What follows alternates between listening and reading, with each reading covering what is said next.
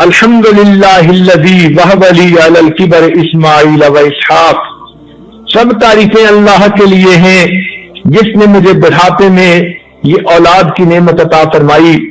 تو معلوم ہوا کہ اولاد کے ہونے پر اللہ کا شکر ادا کرنا چاہیے، بیٹی ہو یا بیٹا ہو، اللہ تعالیٰ کی طرف سے انعام ہے، نعمت ہے، اس نعمت کو نعمت سمجھ کے اس کی قدر کرنی چاہیے۔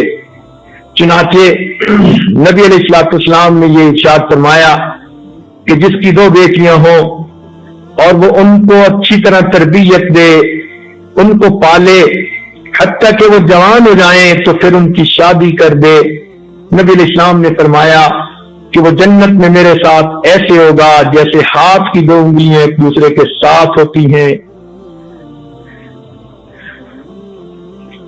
جب گھر میں بچی پیدا ہو تو ماں باپ کو اس کی فکر ہوتی ہے کہ اس کی تعلیم و تربیت کا کیا کریں۔ بچپن سے ہی بچے کو نیک باتیں سکھانی یہ ماں کی ذمہ داری ہوتی ہے۔ انشاءاللہ جب ماں کا عنوان آئے گا تو پھر بچے کی تربیت کے بارے میں کچھ مزید باتیں اس وقت کہی جائیں گی۔ بات آج کا عنوان یہی ہے کہ اگر گھر میں بیٹی ہو تو اس بیٹی کو شروع سے ہی ادب سکھانا چاہیے، اور اگر اس کو آخر کے 2-3 پارے قرآن پاک یاد کروا دیے جائیں تاکہ کبھی اس نے تہجد کی نماز پڑھنی ہو تو تلاوت کر سکے، فجر کی نماز میں لمبی قرات کرنا چاہے تو کر سکے، کسی دن اگر رات کا قیام کرنا چاہے تو وہ تلاوت کر سکے، تو کم سے کم 2-2.5 پارے جو چھوٹی چھوٹی صورتوں والے ہیں وہ تو ہر بچی کو یاد کروانے چاہیے۔ اس کے علاوہ جو معروف صورتیں ہیں جیسے سورہ یاسین ہے، سورہ ملک ہے، سورہ دخان ہے، اس قسم کی اور کئی صورتیں جو احادیث میں آتی ہیں، سورہ واقعہ ہے، یہ صورتیں معروف صورتیں بھی یاد کروا دینی چاہیے۔ تو یوں سمجھیے کہ ہر بچی کو کم از کم 2-3 پارے تو یاد ہونے ہی چاہیے۔ ہاں اگر وہ حفظ کا شوق رکھتی ہے اور ذہین بھی بڑی ہے تو ذہین بچیوں کو پھر قرآن مجید حفظ کروا دینا چاہیے۔ ہر بچی کا قرآن مجید حفظ کرنا کوئی مقصود نہیں، اس لیے کہ انہوں نے تراویح کی نماز تو پڑھانی نہیں ہوتی، اور ویسے بھی مہینے میں کچھ دن ایسے ہوتے ہیں کہ قرآن مجید وہ پڑھ نہیں سکتی، اس لیے بچیوں کا حفظ عام طور پر بہت کچا ہوتا ہے، اور پھر بچوں کے اندر الجھ کر حفظ کو سنبھالنا مشکل بن جاتا ہے۔ اس لیے ہر بچی حافظہ بننے کا شوق نہ رکھے، 3 پارے تک اگر وہ یاد کر لے آخری تو یہ بہت ہیں، ساری زندگی انہی کو پڑھتی رہے نمازوں میں اور اسی کے حفظ کا جو ہے اجر پائے۔ ہاں اگر وہ بہت زیادہ ذہین ہے تو پھر وہ بچی اس سے زیادہ بھی حافظہ بن جائے تو یہ بڑی سعادت کی بات ہے۔ ہمارے مدرسہ میں ایک مرتبہ ایک بچی آئی، اس کی عمر تو اتنی تھی کہ وہ ڈبل MA کر چکی تھی، MA جغرافی اور MA کیلیگرافی۔ اس نے کہا کہ میں نے حفظ کرنا ہے، تو پرنسپل صاحبہ نے اس کو مشورہ دیا کہ آپ کی عمر بڑی ہو چکی، اگر آپ بخاری شریف والی کلاس میں داخلہ لیں تو یہ زیادہ بہتر ہے، علم پڑھیں گی، صرف اور نحو پڑھیں اور بالآخر احادیث اور تفسیر کا علم حاصل کریں۔ وہ بچی کہنے لگی کہ میں عالمہ بھی بنوں گی، میرے دل کا شوق ہے کہ میں پہلے حافظہ بنوں۔ چنانچہ اس بچی کو حفظ میں داخلہ دے دیا گیا۔ اب حفظ کی بچیاں تو عام طور پر 7, 8, 9 سال کی ہوتی ہیں، لیکن یہ بچی تو ماشاءاللہ کہیں 20, 22 سال کی تھی جو ڈبل MA کر چکی تھی۔ چنانچہ یہ بڑی عمر کی لڑکی چھوٹیوں میں بیٹھ کے پڑھنے لگ گئی، اس نے کوئی جھجک محسوس نہ کی۔ تقریباً 7 مہینے گزرے تو پھر پرنسپل صاحبہ نے اس عاجز کو بتایا کہ وہ بچی کا حفظ مکمل ہو گیا۔ یہ بات سن کر بڑی حیرانی ہوئی، دل میں خیال آیا کہ یہ بڑی عمر کی لڑکی ہے، ممکن ہے معلمہ نے بڑی ہونے کے ناطے اس کو آگے آگے سبق تو دے دیا ہو، منزل پہ توجہ نہ دی ہو، تو کہیں ایسا تو نہیں اس کی منزل کچی ہو، آگے دوڑ ہو پیچھے کام چوڑ ہو۔ تو اہلیہ نے کہا کہ آپ اس کی منزل خود بھی سن سکتے ہیں۔ چنانچہ ہم نے اس بچی کو پردے کے پیچھے بٹھایا اور 5-7 مشکل جگہیں جو اس عاجز کو محسوس ہوتی تھی قرآن پاک میں، مغالطے والی، مشابہات والی، وہ جو ہے ان سے سنی۔ الحمدللہ 5 جگہ سے بچی نے بالکل ٹھیک قرآن پاک سنا دیا۔ اتنی خوشی ہوئی کہ اللہ نے اس امت کو ایسی بیٹیاں عطا کی ہیں جن کو اتنی ذہانت نصیب ہے، قرآن پاک کے ساتھ اتنی محبت نصیب ہے کہ اس بچی نے آج کے دور میں 7 مہینے میں قرآن پاک کا حفظ مکمل کر لیا۔ تو اس امت میں جہاں بچے قرآن پاک کے حافظ بنے، بچیاں بھی پیچھے نہیں رہی، بلکہ ہمارے تجربے میں آیا ہے کہ جو بچیاں حافظہ بننے کی نیت کر لیتی ہیں وہ عام طور پر لڑکوں سے کم وقت میں حافظہ بن جاتی ہیں، اس لیے کہ اور لڑکیوں میں کنسنٹریشن کی عادت زیادہ ہوتی ہے، پریشان خیالات ان کو کم ہوتے ہیں، ان کے ذہن نسبتاً زیادہ صاف ہوتے ہیں، کیونکہ یہ کنسنٹریٹ کر لیتی ہیں اس لیے حافظہ جلدی بن جاتی ہیں، جبکہ حافظ بچے اپنے ذہنی خیالات کی پراگندگی کی وجہ سے کبھی دیر لگا بیٹھتے ہیں۔ تاہم اس امت کے جب قیامت کے دن لوگ کھڑے ہوں گے کہ قرآن پاک کے محافظ کون تھے، تو جہاں مردوں کو کھڑا ہونے کی سعادت ملے گی، وہاں اس امت کی بیٹیوں کو بھی اس فوج میں شمولیت کی سعادت نصیب ہوگی جنہوں نے اپنے سینوں میں قرآن پاک کو حفظ کیا، محفوظ کیا، اور قیامت کے دن وہ محافظات بن کر اللہ کے حضور پیش کی جائیں گی۔ تو بہرحال اس کا طریقہ کار یہی ہے، ہر بچی کو 2-3 پارے تو یاد کروانے ہی چاہیے تاکہ ہر بچی کو کچھ نہ کچھ قرآن پاک کا حصہ یاد ہو۔ کبھی وہ اس کی تلاوت کرے گھر کے کام کاج کے دوران، کبھی تلاوت کرے تنہائیوں میں، نمازوں میں، تو 2-3 پارے آخری تو ہر بچی کو یاد ہونے ہی چاہیے۔ جب اتنے یاد کر لیں اس کے بعد اس کی معلمہ اور اس کے والدین آپس میں مشورہ کریں اور بچی کی کارکردگی کو دیکھیں، اس کے شوق کو دیکھیں۔ اگر بچی میں شوق بھی ہے، ذہین بھی ہے، محنتی بھی ہے، اب اس بچی کو حفظ کے لیے سلیکٹ کر لینا چاہیے، ورنہ 2-3 پارے کافی ہوتے ہیں۔ تو بہرحال اتنا تو قرآن پاک ہر بچی کو یاد ہونا چاہیے۔ اس کے بعد اس بچی کو چاہیے کہ قرآن پاک کو ترجمے کے ساتھ پڑھنے کی کوشش کرے اور اس کے لیے ابتدائی عربی کی تعلیم ضرور حاصل کرے۔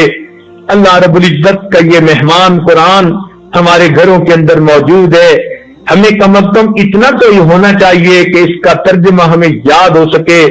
اللہ تعالیٰ ارشاد فرماتے ہیں وَلَقَدْ يَسَّرْنَا الْقُرْآنَ لِلذِّكْرِ فَهَلْ مِن مُدَّكِرٍ، تحقیق ہم نے قرآن پاک کو سمجھنے کے لیے آسان کر دیا، ہے کوئی تم میں سے سمجھنے والا؟ تو ہر بچی کے دل کی یہ چاہت ہونی چاہیے کہ میں کم از کم قرآن پاک کا ترجمہ تو سیکھ سکوں، میرے رب نے مجھے کیا پیغام بھیجا اتنا تو مجھے پتا ہونا چاہیے۔ آج ہمیں اگر کوئی رشتہ دار خط بھیج دے ایسی زبان میں جو ہم نہیں جانتے تو ہمیں چین نہیں ہوتا، اطمینان نہیں ہوتا، جب تک کسی جاننے والے آدمی سے مل نہ لیں اور اس سے اس کا ترجمہ نہ کروا لیں اور ہمیں مقصد کا پتہ نہ چل جائے، ہمیں اطمینان نہیں آتا۔ تو اگر ہمیں عربی زبان نہیں آتی تو بچیوں کو چاہیے کہ معلمات کے پاس بیٹھیں اور ان سے عربی سیکھیں، اتنی سیکھیں کہ قرآن پاک کا ترجمہ آسانی کے ساتھ پڑھ سکیں۔ بہرحال بچی کے لیے دینی تعلیم بھی ضروری، دنیاوی تعلیم بھی ضروری۔ دنیاوی تعلیم اس لیے ضروری ہے کہ بچی کو گھر داری اور خانہ داری کے آداب آ جاتے ہیں، اپنے ماحول معاشرے کے تقاضوں کا پتہ چل جاتا ہے۔ جو بچی اسکول کی تعلیم بالکل حاصل نہ کرے وہ پھر معاشرے کے اندر اچھی ماں بن کر زندگی نہیں گزار سکتی۔ اس لیے بچیوں کو چھوٹی عمر میں دونوں تعلیمیں دلوانی چاہیے۔ ابتدا اس کو سکولوں کی تعلیم دلوائیں، اتنی عمر کی کہ جب یہ سمجھدار ہو جائے اور اب سکول کے برے اچھے اثرات کا اس پر اثر پڑنے لگ جائے، اس وقت پھر اس بچی کو مدرسے کی تعلیم دلوانی چاہیے۔ اور مدرسے میں اگر یہ ذہین ہے تو اس کو بے شک عالمہ بنائیے، یہ بخاری شریف تک کی تعلیم حاصل کرے تاکہ یہ دین پڑھ کر اپنی زندگی میں بھی لاگو کرے اور کل کو اپنے خاندان میں بھی دین کی ترویج کا سبب بن سکے۔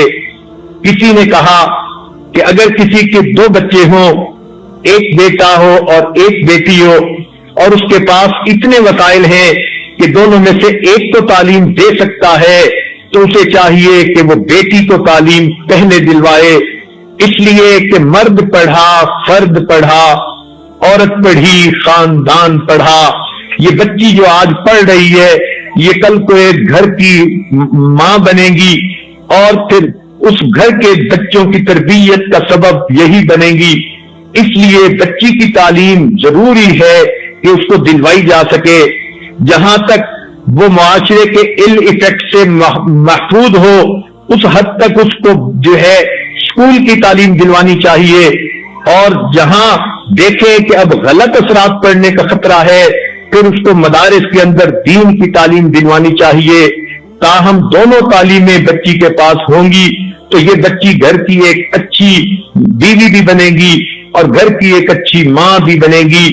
اس لیے تعلیم کے لفظ کے ساتھ زیور کا لفظ لگایا گیا، زیور تعلیم سے آراستہ، تو معلوم ہوا بچی جیسے سونے کا زیور پہن کے خوبصورت بنتی ہے، اسی طرح علم کا زیور پہن کے حسین تر بن جاتی ہے۔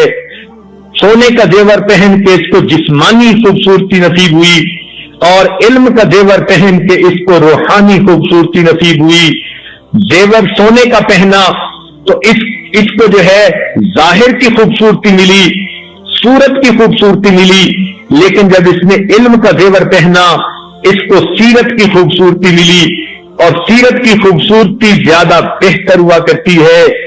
ظاہر کی خوبصورتی تو فانی ہے مگر سیرت کی خوبصورتی دائمی ہوتی ہے۔ انسان کی عمر کے ساتھ ساتھ اس کی صورت کی خوبصورتی گھٹتی جاتی ہے، مگر عمر کے ساتھ ساتھ سیرت کی خوبصورتی بڑھتی جاتی ہے۔ اس لیے حسن صورت کی نسبت حسن سیرت زیادہ بہتر ہے۔ تو اگر اللہ نے دونوں نعمتیں دی اللہ کا اور شکر ادا کرے، وگرنہ کم از کم حسن سیرت ایسی نعمت ہے، اس کو تو آپ اپنی محنت سے حاصل کر سکتی ہیں۔ اس لیے زیور تعلیم کا لفظ استعمال کیا گیا کہ بچی اس بات کو سمجھے کہ میں جتنا علم حاصل کروں گی میری شخصیت میں میری سیرت میں اتنا حسن آتا چلا جائے گا، اور میرے شخصیت کے اندر جاذبیت بڑھتی چلی جائے گی۔ تو یہ دونوں تعلیمیں بچی کے لیے ہونا ضروری ہے۔ اسلام بچیوں کو تعلیم سے نہیں روکتا۔ نبی علیہ السلام نے تو ارشاد فرما دیا، طلب العلم فریضۃ علی کل مسلم و مسلمہ، علم کا طلب کرنا ہر مسلمان مرد اور عورت کے اوپر لازم ہے۔ اب اس میں جہاں مردوں کا تذکرہ آیا وہاں پر عورتوں کا بھی تذکرہ آیا، تو دین اسلام نے جہاں مردوں کو علم حاصل کرنے کی ترغیب دی وہاں عورتوں کو بھی علم حاصل کرنے کی ترغیب دی۔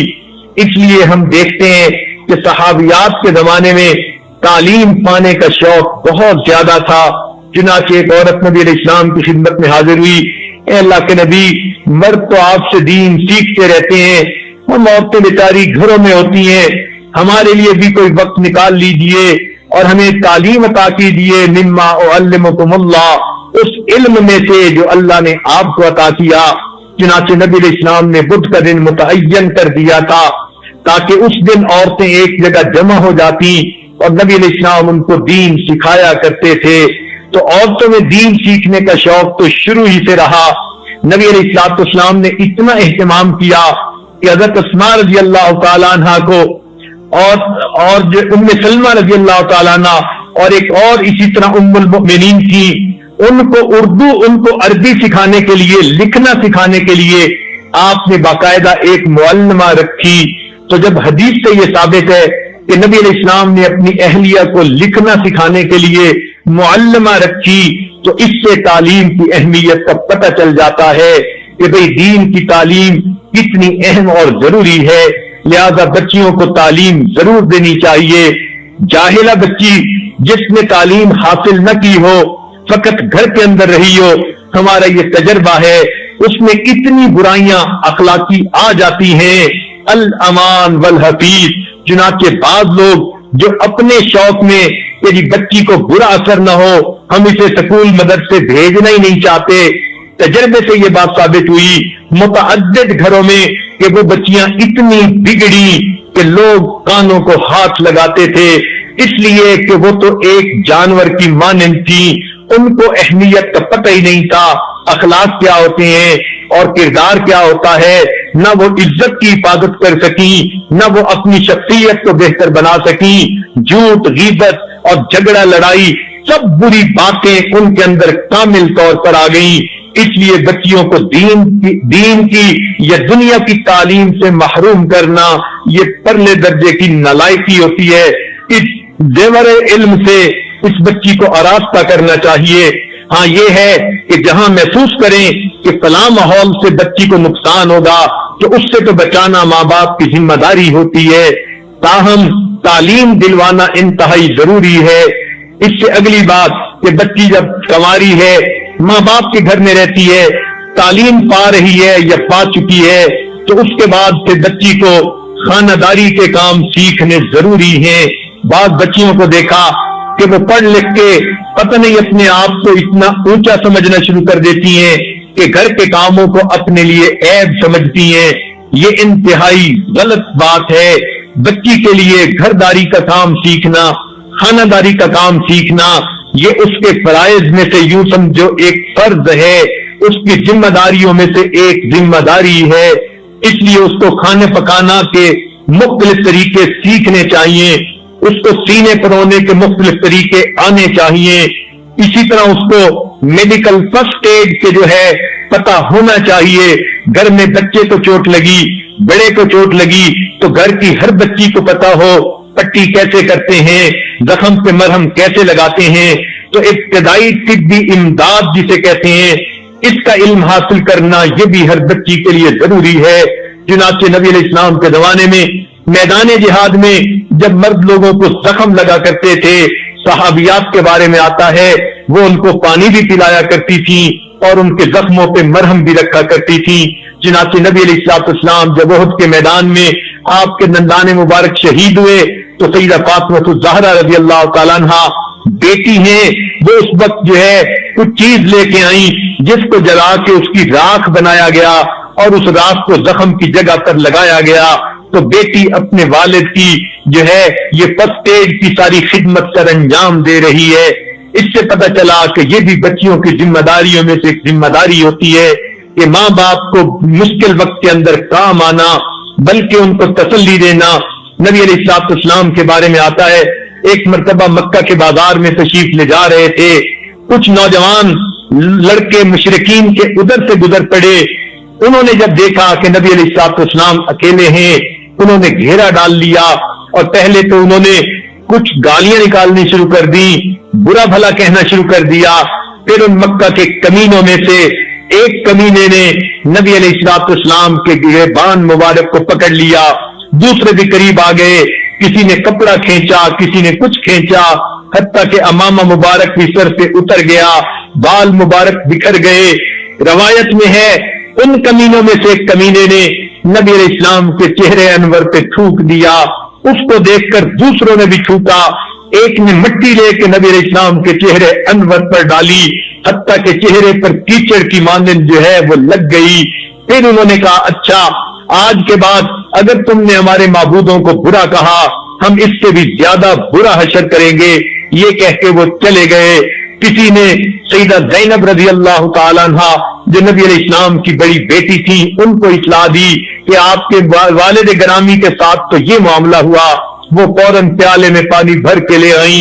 हदीस पाक का मफहूम है, जब उन्होंने नबी अलैहिस्सलाम को इस हालत में देखा तो प्याला दिया कि आप अपना चेहरा मुबारक धो लीजिए। बेटी की आंखों में से आंसू आ गए।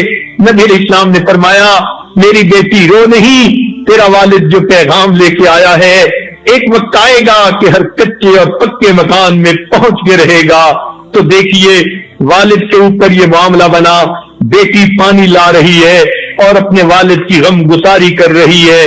तो घर के अंदर बेटी जब बेटी की हैसियत से हो, उसको माँ बाप के दुख बांटने होते हैं, उसको माँ बाप की खिदमत करनी होती है, उसको घरदारी के काम काज सीखने होते हैं।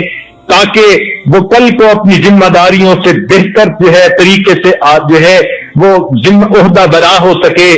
آج کل کی بچیوں میں ایک عام عادت دیکھی گئی کہ والدہ کی بات کو وہ کوئی اہمیت ہی نہیں دیکھتی، چھوٹی چھوٹی بات پہ والدہ سے ضد کر لیتی ہیں، باپ سے تو پھر بھی ذرا ڈرتی ہیں کہ باپ ذرا اونچا بولیں گے، مجھے ڈانٹ ڈپٹ کریں گے دوسروں کے سامنے، تو ڈرپوک ہونے کی وجہ سے باپ سے تو پھر بھی گھبراتی ہیں، مگر والدہ کے سامنے شیرنی بن جاتی ہیں کہ یہ تو اللہ میاں کی گائے ہے، کہنا تو اس میں کچھ ہے نہیں، زبان سے ہی سمجھانا ہے، اس لیے ضد کرنا شروع کر دیتی ہیں۔ یہ بچیوں کی بہت بڑی غلطی ہوتی ہے۔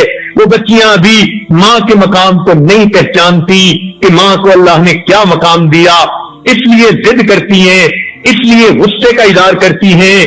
کل بڑی ہو کر جب یہ خود ماں بنے گی تب ان کو اپنی ماں کی قدر آئے گی۔ اس لیے بچیوں کو چاہیے کہ اس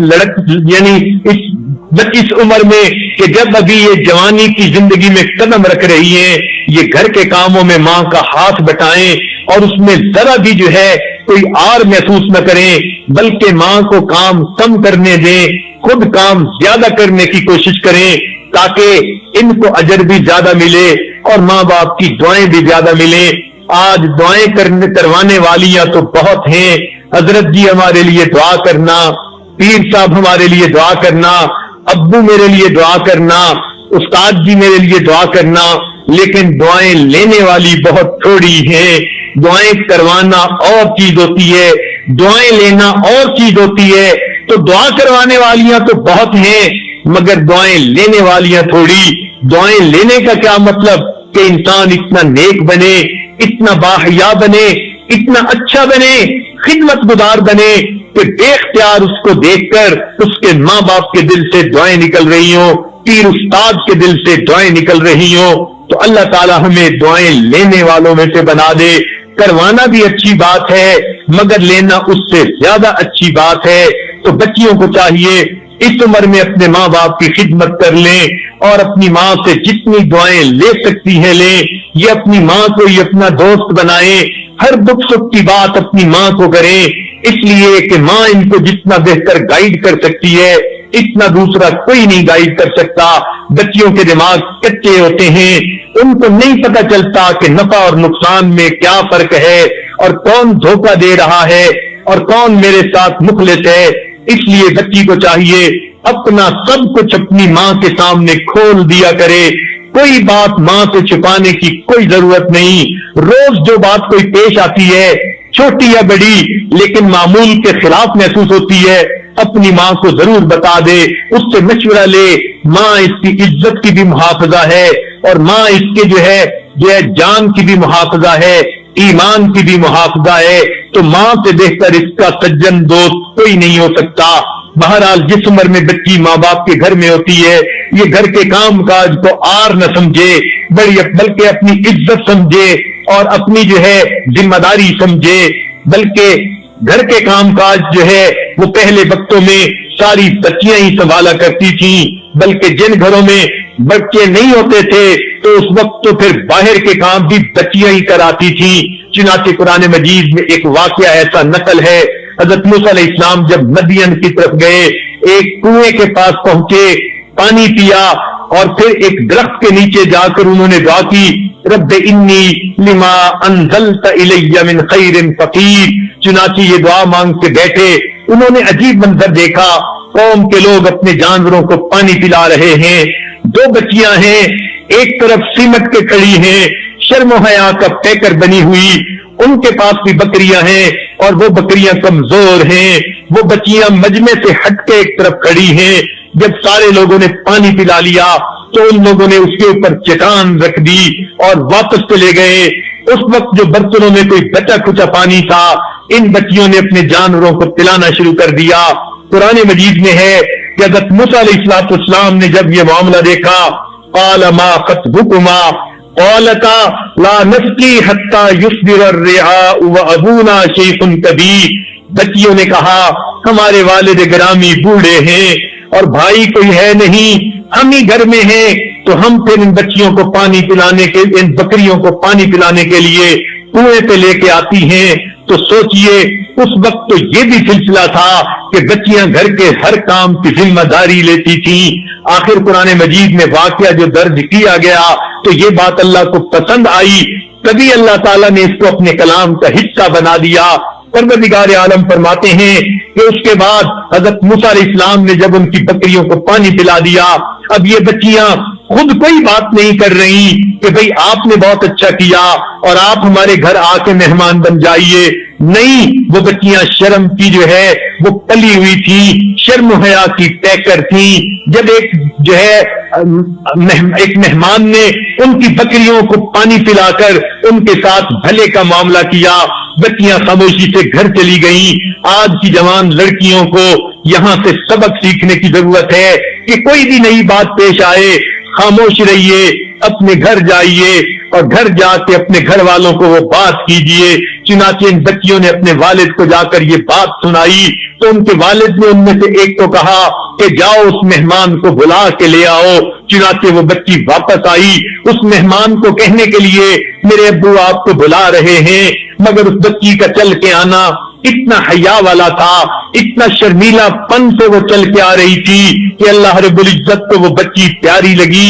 اور پروردگار نے اپنی اس بندی کے شرم و حیا کا تذکرہ اپنے کلام پاک میں کر کے اس بچی کو ہمیشہ کی عزتیں عطا فرمائی. فرمایا فجاءتہ احداہما تمشی علی الاستحیاء. یہ تمشی علی الاستحیاء کے لفظ میں کیا پیار ہے اور کیا محبت ہے اور کیا الفت ہے. سبحان اللہ, اس بچی کا شرم و حیا سے چل کے آنا پروردگار کو اتنا پسند آیا. معلوم ہوا کہ جوان بچی کو چاہیے چلے بھی تو چلنے سے بھی شرم و حیا ظاہر ہو, بات کرے تو بات سے شرم و حیا ظاہر ہو, کہیں جا کر بیٹھے تو بیٹھنے سے شرم و حیا ظاہر ہو. تو اللہ تعالیٰ شرم و حیا کی زندگی کو زیادہ پسند کرتے ہیں. یاد رکھنا, حسن کی کشش اتنی نہیں ہوتی مگر شرم و حیا کی کشش اس کو 4 چاند لگا دیا کرتی ہے. تو مومنہ عورت کے اندر شرم و حیا کی کشش ایسی ہوتی ہے کہ جو اس کو بے اختیار لوگوں کی نظر میں اچھا بنا دیتی ہے. لہذا وہ بچی شرم و حیا کا پتلا بن کر آئی اور اس نے آ کر یہ بات کہی, اور اس طرح یہ موسیٰ علیہ السلام کو آگے جو ہے اپنے حضرت شعیب علیہ السلام کے گھر میں جانے کا موقع نصیب ہوا. تو یہ ایک قرآن مجید کا واقعہ بچیوں کے بارے میں ہمیں ہنٹ دے رہا ہے.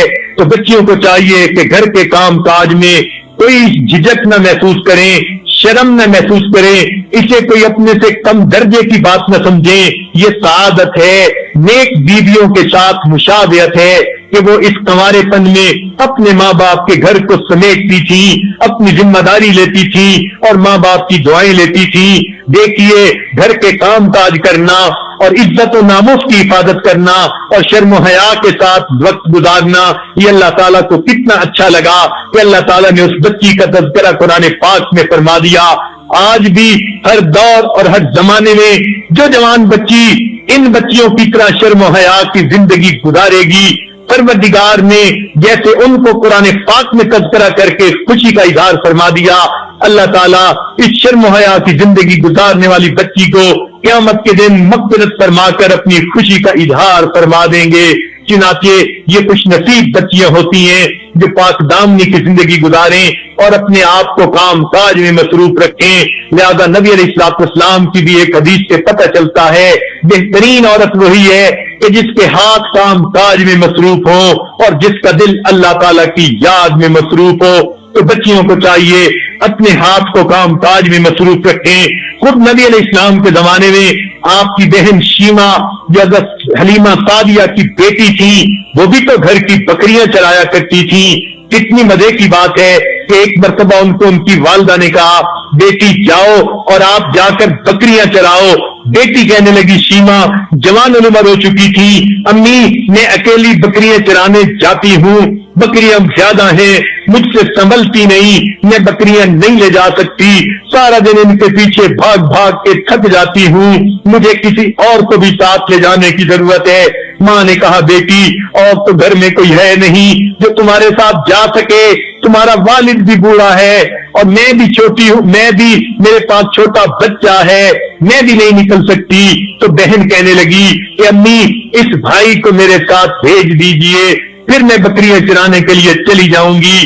ماں نے کہا بیٹی ایک تو بکریاں سنبھالو گی، دوسرا چھوٹے بھائی کو سنبھالو گی، تو یہ کیسے ممکن ہے؟ وہ کہنے لگی نہیں بھائی جائیں گے تو میں بکریاں چرانے جاؤں گی ورنہ نہیں جاؤں گی۔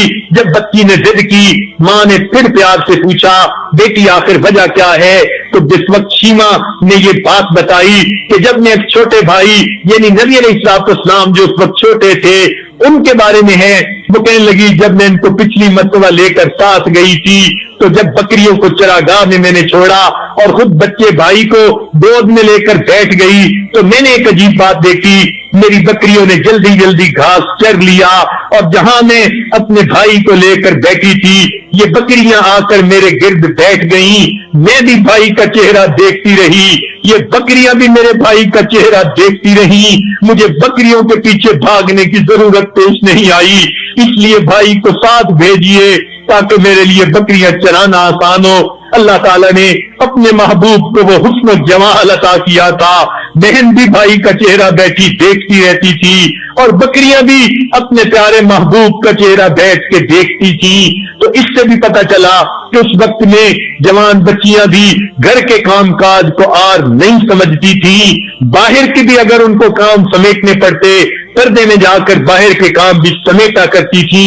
آج کا ماحول ایسا ہے جوان بچی کو باہر اکیلا تو بھیجنا جو ہے اس کا سوچ بھی نہیں سکتے، لہذا اگر گھر کے اندر ہی کا کام ان کے سپرد کیا جائے تو اس میں تو کوئی رکاوٹ نہیں، گھر کے اندر کے کام بچی کو خود سنبھالنے چاہیے، باہر کے کام مردوں کے لیے ہیں، کیونکہ آج وسائل ایسے ہیں مرد جہاں بھی ہوں وہ بیٹھے ہوئے باہر کے کاموں کو سمیٹ سکتے ہیں، لہذا کم از کم گھر کے اندر کے کام بچی اپنے ذمے لے لے اور اپنی ماں کا ہاتھ بٹائے اور اس کام کرنے کو سعادت سمجھے، یہ نہ کہے آٹا گوندوں گی ہاتھ میلے ہو جائیں گے، میں آگ کے سامنے کھڑی ہوں گی مجھے پسینہ بہے گا تو بعد میں مجھے نہانا کپڑے بدلنے پڑیں گے، گھر کے کام کاج میں تو یہ سب کچھ ہوتا ہی ہے، اس کام کو سعادت سمجھے اور یہ دل میں سوچے میں ان کام کو کر کے فقط ماں باپ کو خوش نہیں کروں گی بلکہ اپنے پروردگار کو بھی راضی کروں گی، اس لیے اس کام کو اپنی سعادت سمجھنے چاہیے۔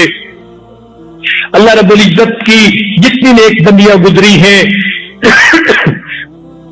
وہ ساری کی ساری اپنے گھر کے کام کاج کو سنبھالنے والی تھیں، اپنے اپنے وقت پہ انہوں نے گھر کے کام کاج کو خوب سنبھالا، اپنے ماں باپ کو ہر دکھ درد میں وہ کام آئی اور انہوں نے ماں باپ کا ساتھ دیا۔ چنانچہ چند واقعات آپ کو ایک دو اور بھی سنا دیے جاتے ہیں تاکہ پتہ چلے۔ سیدہ اسماء رضی اللہ تعالی عنہا سیدنا صدیق اکبر رضی اللہ عنہ کی بڑی بیٹی ہیں، سیدہ عائشہ صدیقہ رضی اللہ عنہا کی بڑی بہن ہیں، ان کے بارے میں آتا ہے ذرا ان کی زندگی کو پڑھ کے دیکھیے، آپ کو پتہ چلے گا ایک نیک عورت کیسے ہوتی ہے، بیٹی کی حیثیت سے یا پھر بیوی کی حیثیت سے یا پھر ماں کی حیثیت سے، تینوں زندگیاں اگر آپ نے دیکھنی ہو ان کی سیرت کی کتاب کہیں سے ذرا ڈھونڈ کے دیکھو، پتہ چل جائے گا کہ دین نے عورت کو زندگی گزارنے کا کیسا طریقہ سکھایا۔ بہرحال یہ بھی اپنی جوانی کی عمر کو پہنچی ہیں، حضرت سیدنا صدیق اکبر رضی اللہ عنہ ایمان لا چکے ہیں، وہ آپ گھر میں آتے ہیں، چنانچہ گھر میں آ کر ساری بات بتاتے ہیں تو گھر کے بیوی بچے بھی ایمان لے آئے، سارا گھرانہ ایمان والا بن چکا۔ نبی علیہ السلام جب کبھی غم زدہ ہوتے سیدنا صدیق اکبر رضی اللہ عنہ کے گھر آ جاتے، چنانچہ گھر میں یہ بچیاں نبی علیہ السلام کی خدمت کرتی اور آپ کی مہمان نوازی کرتی۔ ایک مرتبہ نبی علیہ السلام تشریف لائے، آپ ہجرت کے بارے میں مشورہ کرنا چاہتے تھے، چنانچہ آپ گھر آئے اور آپ نے کہا کہ میں خاص بات کرنا چاہتا ہوں علیحدگی میں، تو سیدنا صدیق اکبر رضی اللہ عنہ نے کہا اے اللہ کے نبی میں آپ کے علاوہ میری بیوی اور بیٹیاں ہیں اور یہ تو اپنی ہیں اور یہ تو کوئی ایسی بات نہیں کر سکتی کہ جو ہمارے جو ہے مقصد کے کوئی خلاف ہو، تو نبی علیہ السلام نے پھر سب کے سامنے بات کھول کر دی، تو گویا یہ بیٹی گھر میں ایسی بن کر رہے کہ ماں باپ کی رازدار بن جائے، ان کی غم گسار بن جائے۔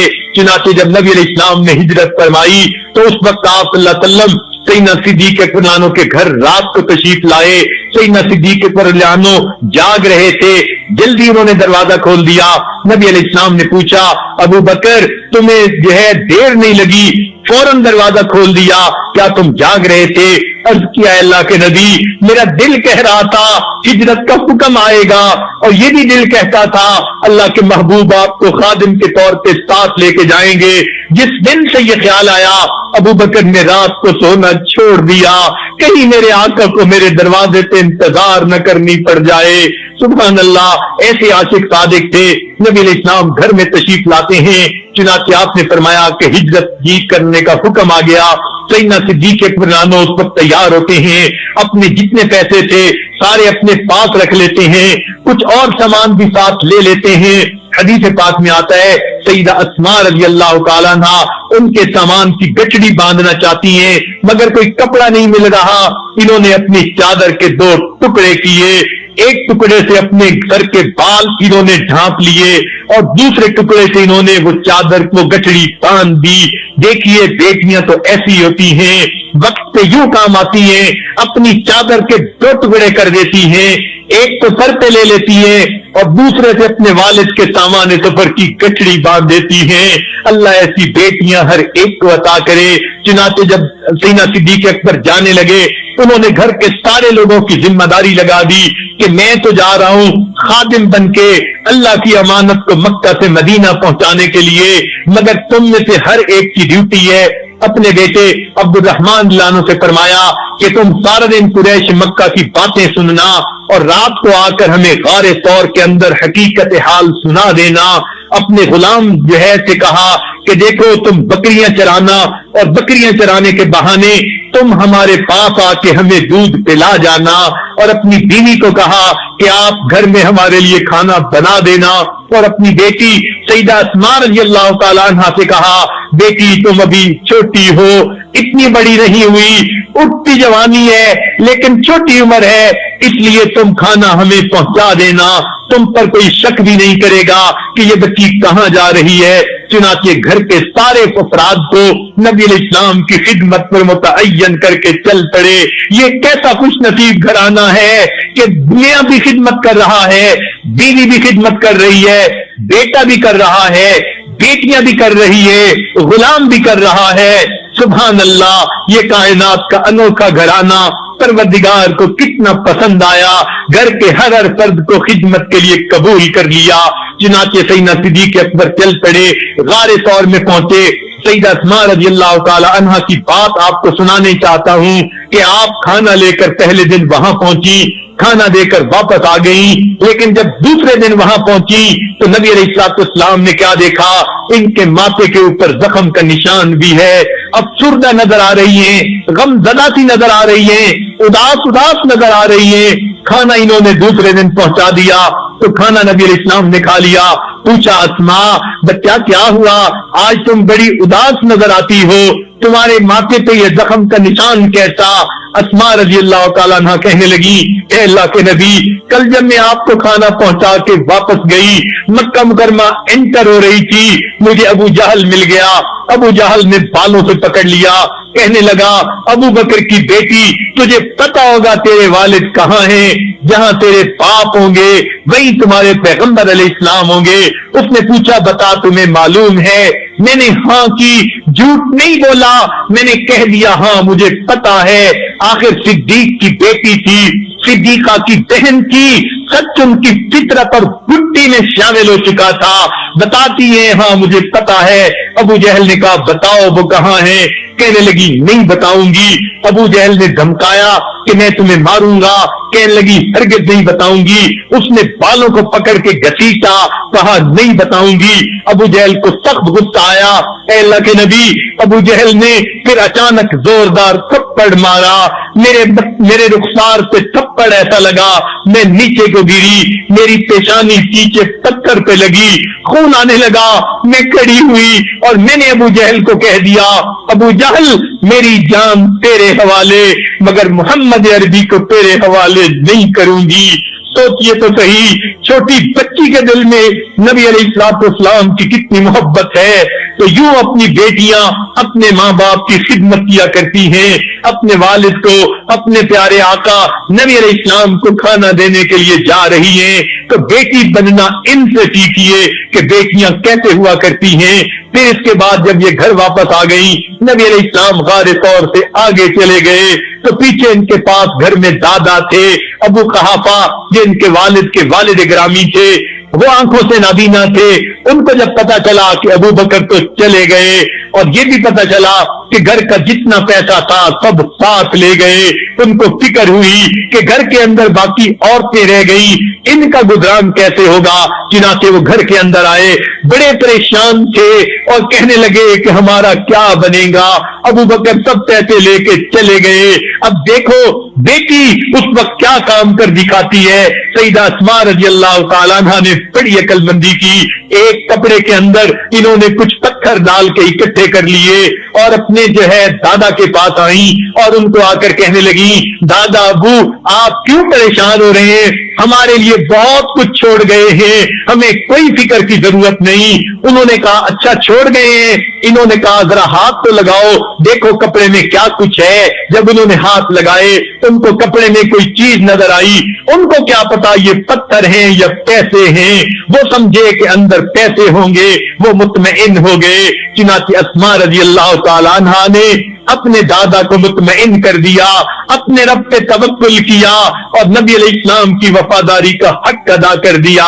तो बेटियां घरों में ऐसे होती हैं, अपने माँ बाप को तसल्ली दिया करती हैं, उनके दुख सुख में उनके काम आया करती हैं और इस तरह अपनी जिम्मेदारियों से ओहदा भरा हुआ करती हैं। अगर आपने ये देखना हो कि बेटी को कैसे होना चाहिए, तो दूसरी मिसाल सईदा फातिमा ज़हरा रज़ियल्लाहु ताला अन्हा की ले लीजिए। आप अपने वालिद गिरामी से कितनी मोहब्बत करती थी और घर के अंदर किस कदर मोहब्बत और प्यार की जो है जरिया बनकर रही थी। नबी अलैहिस्सलाम को इतनी मोहब्बत थी इनसे, हदीस पाक में आता है कि जब फातिमा ज़हरा रज़ियल्लाहु ताला अन्हा आती तो नबी अलैहिस्सलाम उनको देखकर इज्जत अफजाई के लिए खड़े हो जाया करते थे, खड़े होकर इस्तकबाल किया करते थे। बेटी की इतनी इज्जत दिल में थी और उनका ये हाल था तो अपने अब्बू पे कुर्बान जाती थी, अपने अब्बू के दुख दर्द की साथी बन जाती थी। चुनांचे कितने ऐसे वाकयात हैं जो बताए जा सकते हैं। उनमें से एक वाकया शायद आप पहले भी सुन चुकी हैं कि आप अपने घर के अंदर मौजूद हैं, घर में आपने खाना बनाया, हजरत अली ने भी खाया, हसनैन करीमैन ने भी खाया, एक रोटी आपके हिस्से में आई। चुनांचे आप जब अपनी रोटी खाने लगी, आधी रोटी खाई, दिल में ख्याल आया फातिमा खुद तो रोटी खा रही हो, क्या पता तुम्हारे वालिद गिरामी को खाना मिला या नहीं मिला।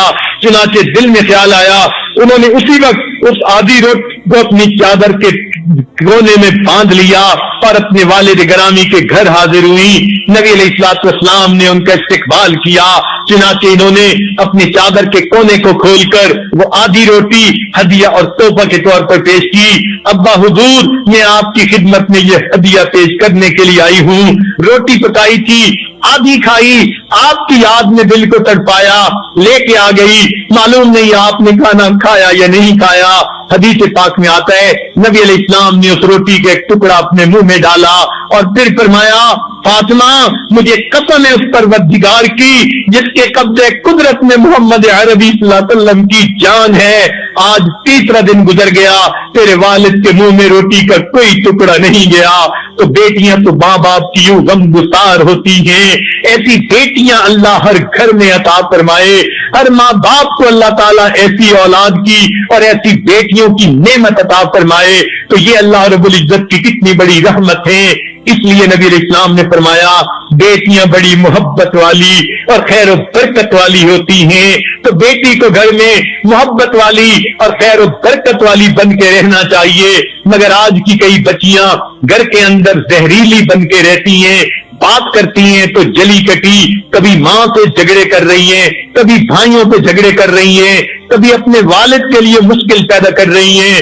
یہ بچیاں ذرا سبق سیکھیں سیدہ اسماء رضی اللہ تعالیٰ عنہا سے, یہ سبق سیکھیں سیدہ فاطمہ الزہرا رضی اللہ تعالیٰ عنہا سے, جن کو خاتون جنت کہا گیا. ان کی زندگی میں اللہ رب العزت نے کیا نعمتیں رکھی تھی. چنانچہ والد کے ساتھ تو ان کو اتنی محبت تھی, اس کے ساتھ ساتھ گھر کے کام کاج کرتی تھی. حدیث پاک میں آتا ہے کام کر کر کے ہاتھوں میں گٹے پڑ گئے تھے.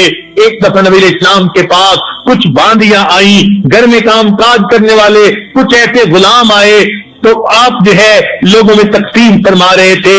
اس وقت سیدہ فاطمہ الزہرا رضی اللہ عنہا نے سوچا کہ میں بھی جا کر کوئی کام کرنے کے لیے, ہیلپ کے لیے کوئی لے لوں. چنانچہ یہ نبی علیہ السلام کی خدمت میں پہنچی, اپنے والد گرامی کو مصروف دیکھا, شرم کی وجہ سے کہہ نہ سکی. معلوم ہوا کہ بیٹی کے اندر شرم ایسا ہونا چاہیے, جھجک کے بات کر نہ سکی, واپس آ گئی. نبی علیہ السلام نے اتنا تو دیکھا کہ آئی تھی, واپس چلی گئی تھی. چنانچہ آپ دوسرے تیسرے دن وہاں گھر تشریف لائے اور پوچھا حضرت علی عنہ سے کہ میرے گھر میں فاطمہ آئی تھی, کیا وجہ تھی؟ انہوں نے عرض کیا اے اللہ کے نبی, وہ آئی تھی کہ آپ سے کوئی لیں ہیلپ کے لیے, کوئی باندی یا کوئی غلام, مگر آپ اس وقت مشغول تھے تو شرم کے مارے وہ بات نہ کر سکی, واپس چلی گئیں. نبی علیہ السلام تشریف لائے ان کے گھر میں, اپنی بیٹی کو فرمایا کہ بیٹی میں تمہیں ایک ایسی بات نہ بتا دوں جو غلام اور باندی لینے سے زیادہ بہتر ہے. انہوں نے عرض کیا اللہ کے نبی بتا دیجئے. نبی علیہ السلام نے فرمایا جب تم نماز پڑھا کرو, ہر نماز کے بعد 33 مرتبہ سبحان اللہ, 33 مرتبہ الحمدللہ, 34 مرتبہ اللہ اکبر پڑھ لو, اس کا اجر بھی ملے گا اور اس کی وجہ سے اللہ تعالیٰ تھکن کو بھی دور فرما دیں گے.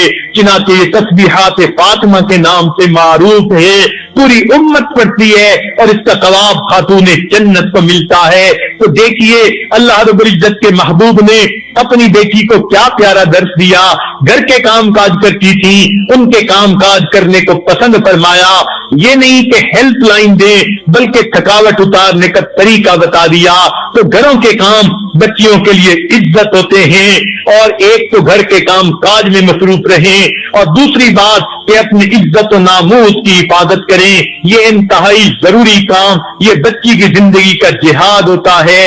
اللہ اس جہاد میں ہر بچی کو کامیاب فرمائے. چنانچہ ایک مرتبہ نبی علیہ السلام مسجد نبوی میں بیٹھے گفتگو فرما رہے تھے.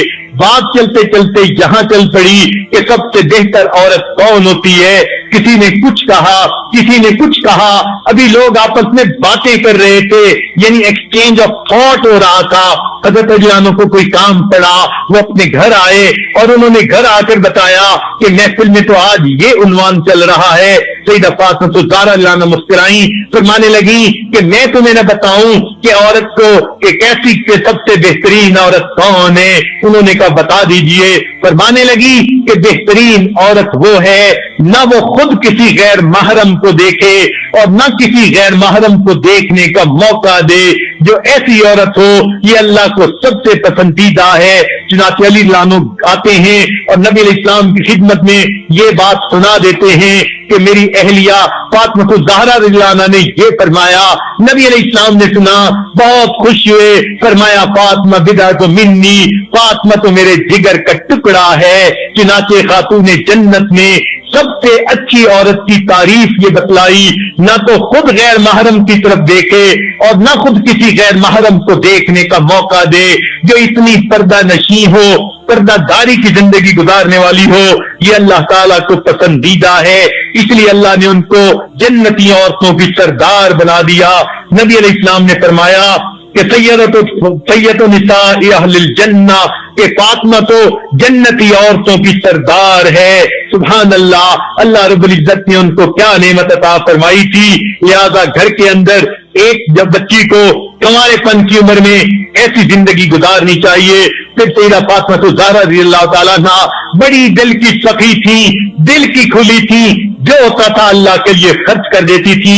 چنانچہ ایک مرتبہ حسنین کریمین بیمار ہو گئے, بخار اترتا نہیں تھا.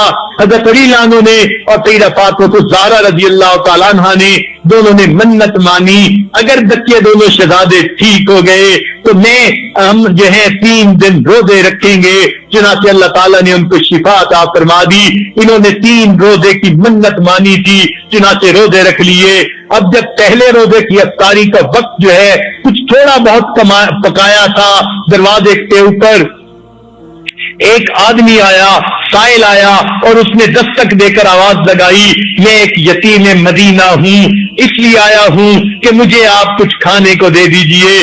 جو کچھ تھا سیدہ فاطمہ الزہرا رضی اللہ عنہا نے اٹھا کے اس یتیم کے حوالے کر دیا, خود پانی سے روزہ افطار کر لیا, پھر پانی سے رکھا.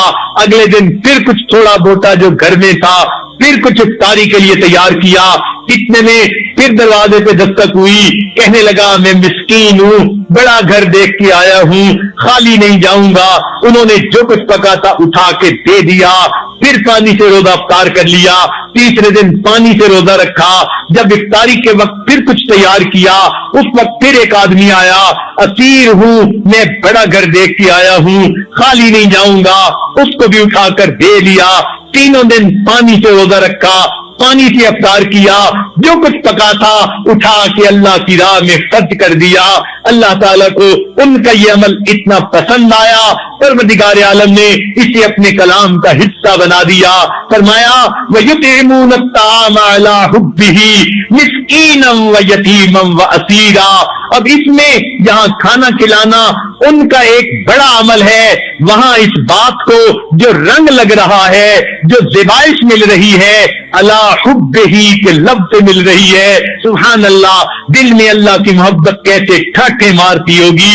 پروردگار نے خود فرما دیا وَيُطْعِمُونَ الطَّعَامَ عَلَىٰ حُبِّهِ.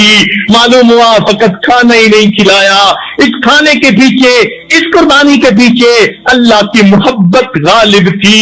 انہوں نے اللہ کے نام سے مانگا تھا.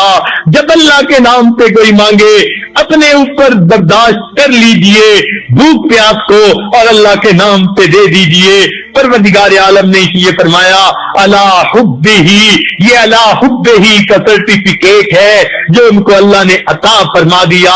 یہ ان کی دنیا اور آخرت کی سعادت کا ذریعہ بن گیا. کاش کہ ہم بھی دنیا میں ایسے عمل کر جاتے, ہمارے عمل بھی اللہ کی محبت کے لیے ہوتے.